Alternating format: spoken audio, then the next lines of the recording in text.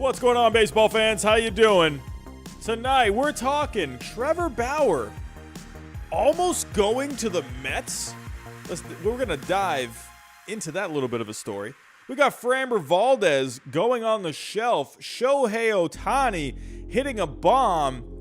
Aaron Boone stepping away for a little bit. And everything else going on around spring training at the moment. Let's get into it.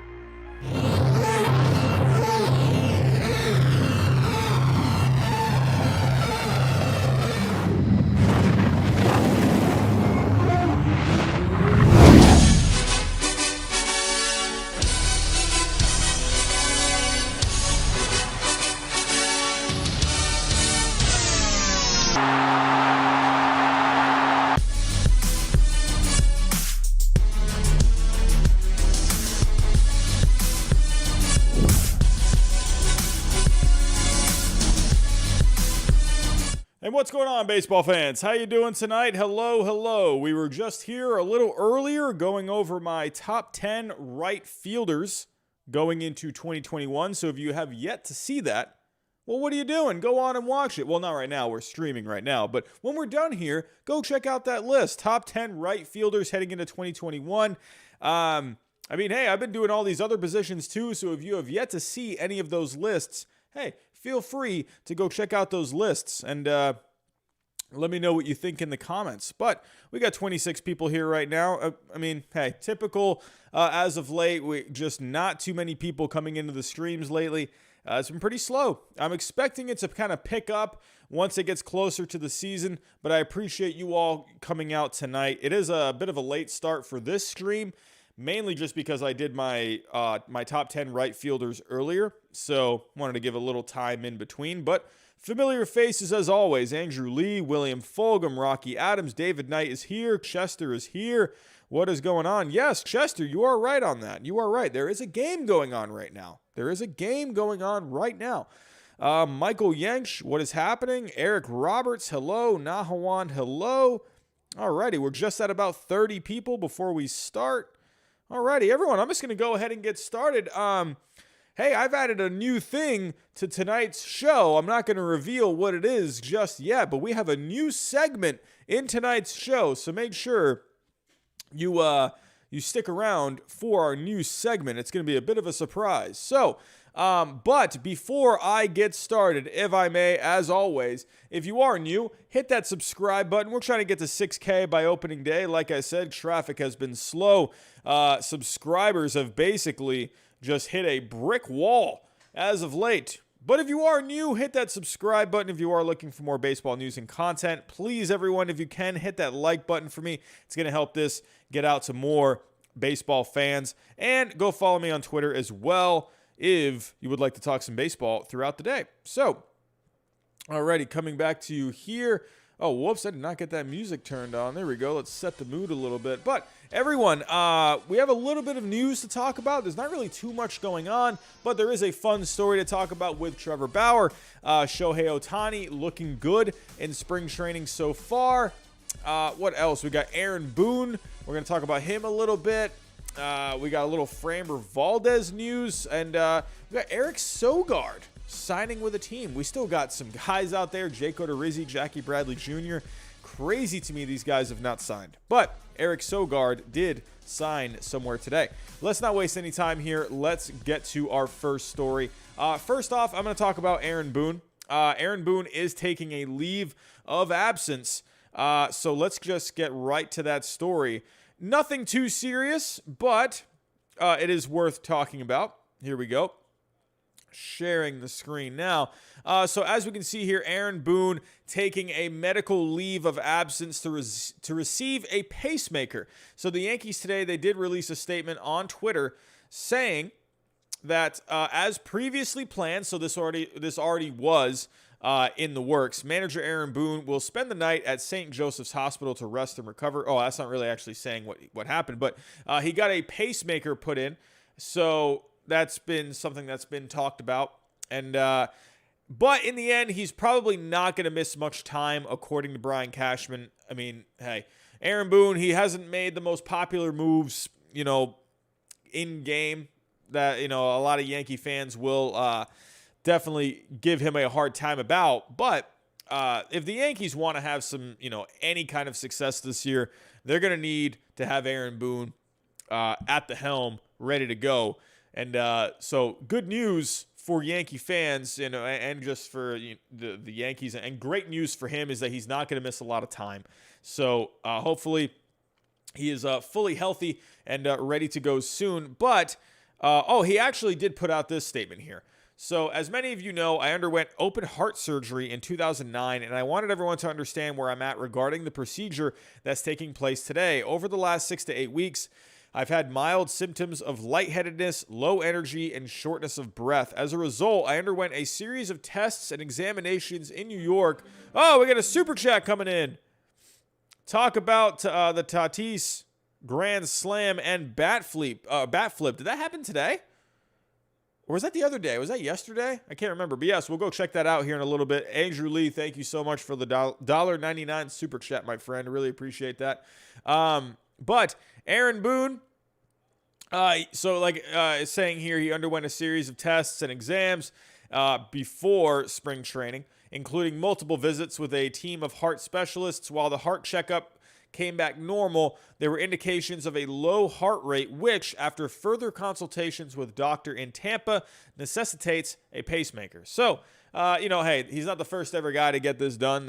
Lots of people get pacemakers, and hopefully after this, he is just good to go. He's in good health, and so good for Aaron Boone. Glad he's doing well, and have to see how he does for this season. I don't know if maybe he'll need to take any more time off at certain points. But as of right now, he probably will miss a little bit of time, but according to Brian Cashman, not a lot. So here we go. Moving on to our next story. We're going to talk about a fun one here. I mean, hey, we can't get enough of the Trevor Bauer news, but there was a story today that, we all know, if we go back to the whole Trevor Bauer mania, it was reported Bob Nightingale, he tweeted out the infamous Bob Nightingale Trevor Bauer tweet. He tweeted out that Trevor Bauer was signing with the Mets, and that ended up not being the case. He went to the Dodgers, but there was one point that it was, at least it seemed like to Trevor Bauer, it was set in stone, and he was going to the Mets. So, like the title says, he was at one point set to become a New York Met. And let's get to the story here. Here we go. Sharing the screen. Okay, so according to the New York Post, Trevor Bauer was ready to join the Mets after the merchandise fiasco. It's bleeping over, he said. So the story here, if I may bring you back a little bit in time, there was a point where Trevor Bauer, some merchandise accidentally got leaked on his website.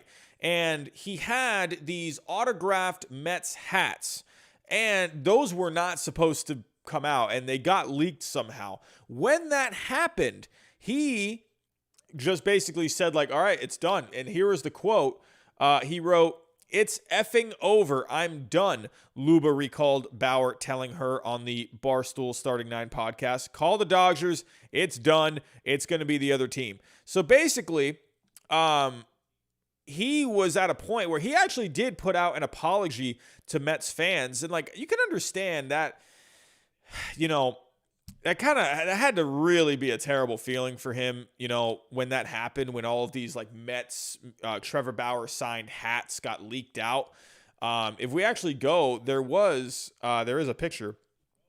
There was it was like a giveaway kind of a thing. He had all of these hats that were signed, and these were not supposed to get released. And somehow the website ended up releasing them.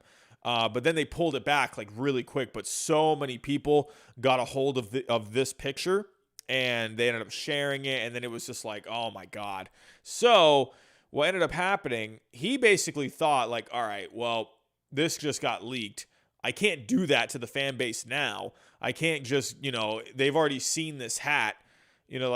How could I do that to this Mets fan base? So, that's wrong. Basically, Rachel Luba said, hey, you know what? Hey, stuff happens. Go take a walk. Go clear your, go get a breath for a second. Go think about it. And then basically 10, 15 minutes later, Trevor Bauer, he decided, like, okay, you know what?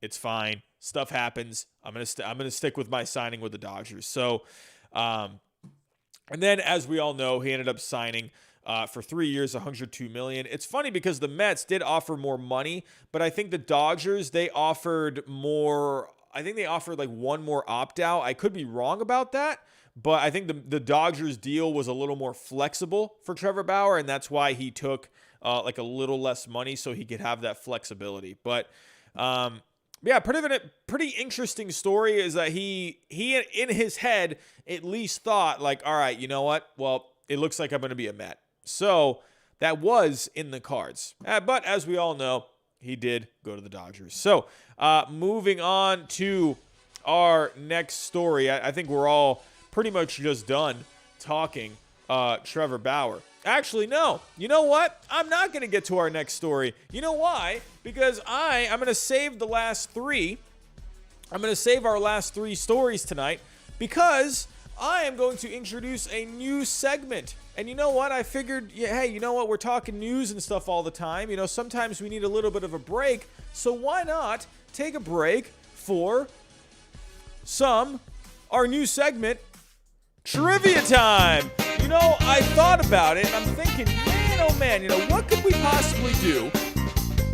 What could we possibly do here to take a little bit of a break, maybe get our brains working a little bit, and we're going to have some trivia. So, let's do it. Here we go. We're going to do the first ever question right here, live on the show for the first time ever. I hope you're all ready. Here is the question. Here we go. Who was the first Major League player to have his number retired? You got 30 seconds. Try not to Google it.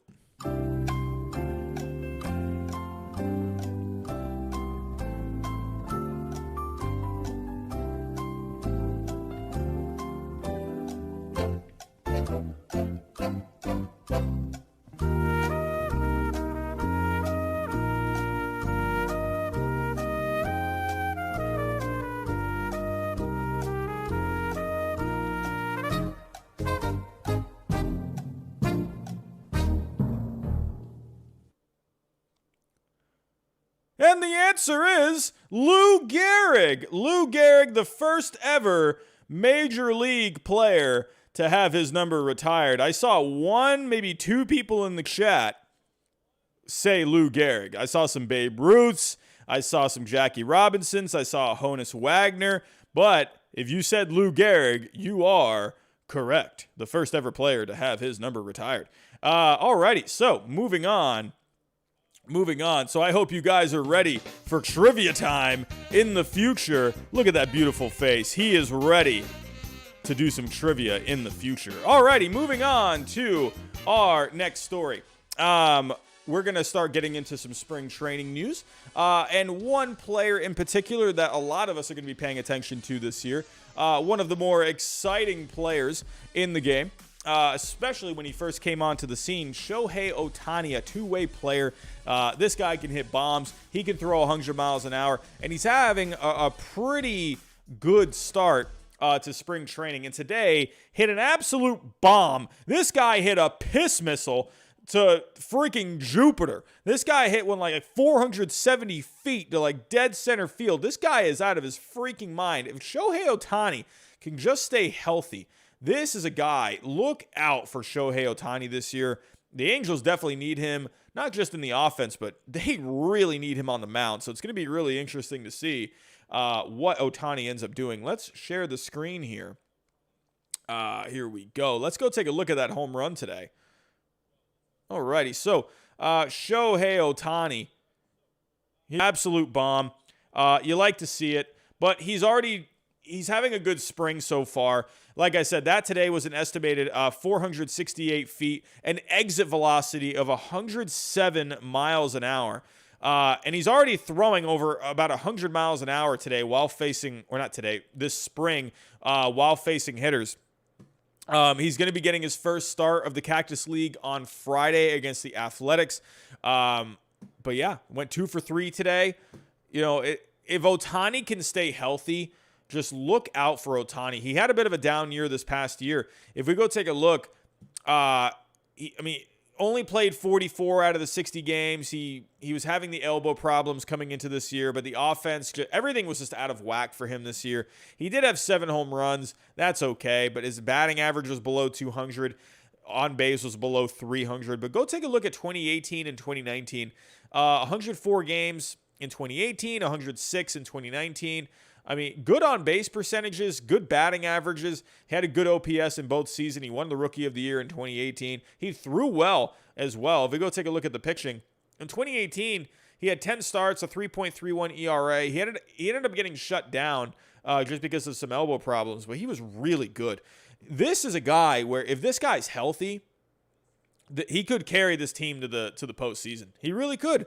But he's got to stay healthy. They're going to have to find a way to manage him. I'm not sure how they do it. Hopefully they can get some kind of a plan for him to where he can pitch consistently. He can stay in the lineup consistently. You know, it's a lot of wear and tear, man. You know, as talented as you may be, that is a lot of wear and tear. So going to have to wait and see what ends up happening with Ohtani. However, we do have some news around Major League Baseball as well. Some not so positive news, and we're going to stay in the AL West. We're talking FRAMBER VALDEZ. This guy was very good for the Astros last year. Really came onto the scene very well. But now he has a fractured finger, and there is no timetable for when you're going to see a return of FRAMBER VALDEZ. This guy was really good last year. Let's go to the story on MLB Trade Rumors. Here we go, sharing the screen. So as you can see here, FRAMBER VALDEZ diagnosed with a fractured finger.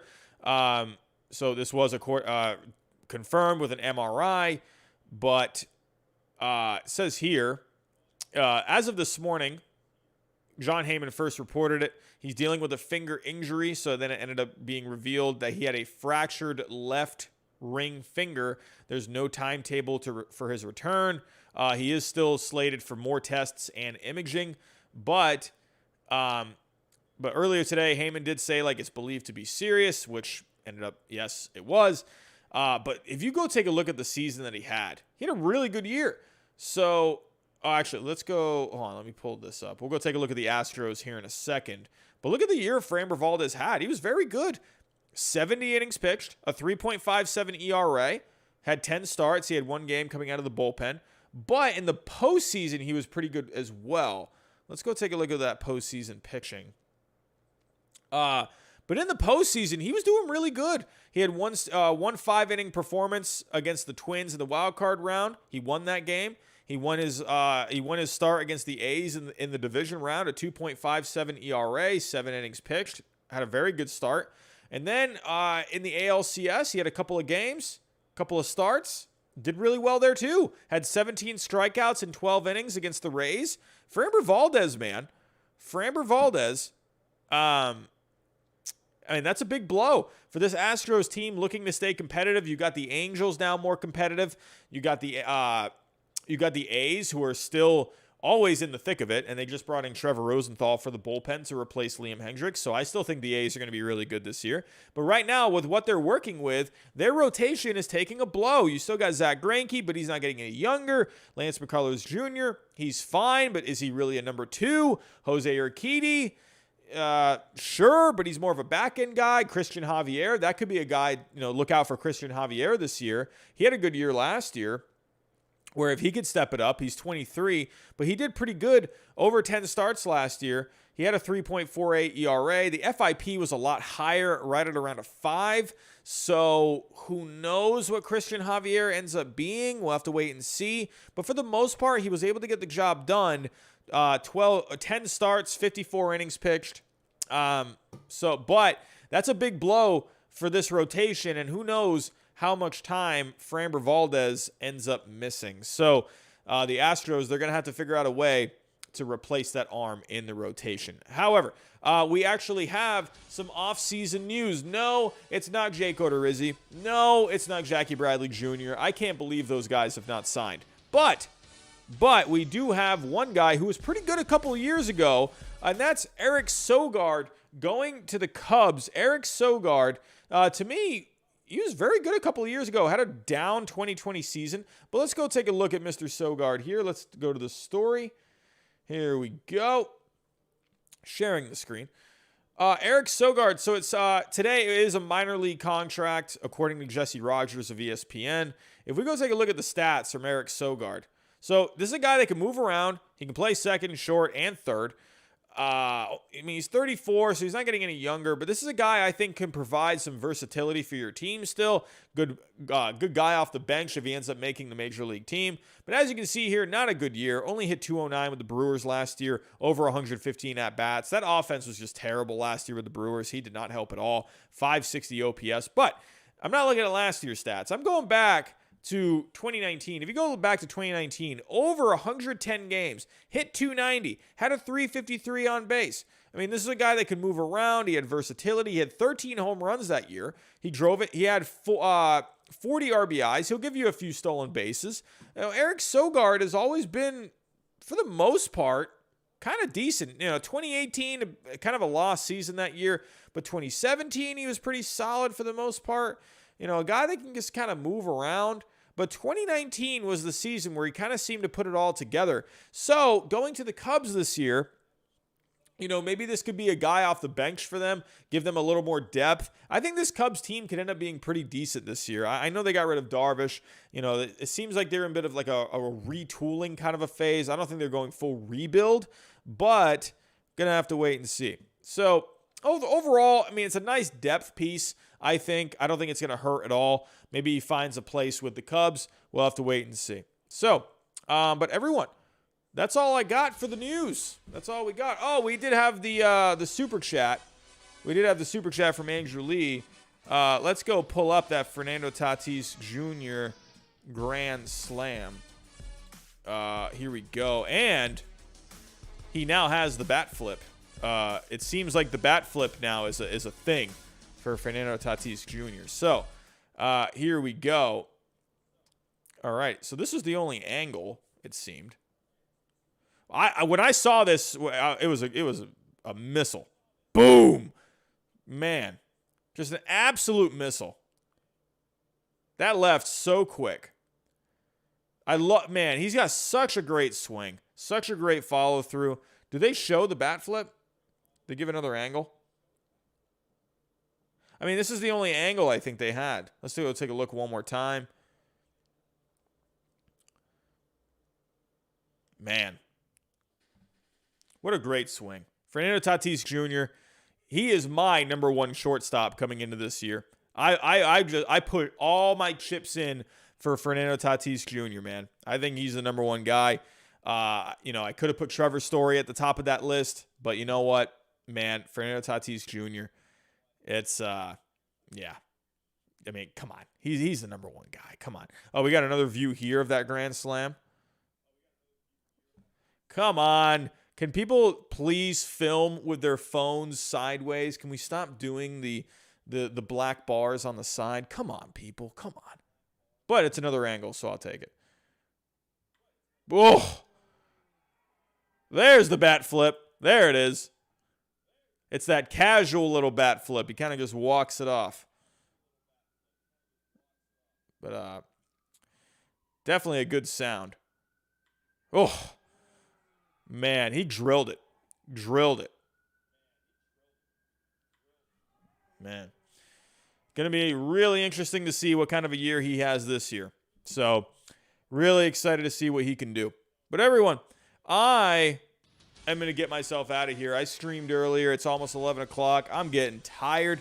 I got to get some sleep. But tomorrow, be on the lookout for a couple of streams tomorrow. I'm going to go over my top relief pictures heading into 2021, and I'm going to go over my top starting pitchers heading into 2021. So be on the lookout tomorrow. Will I do a news stream tomorrow?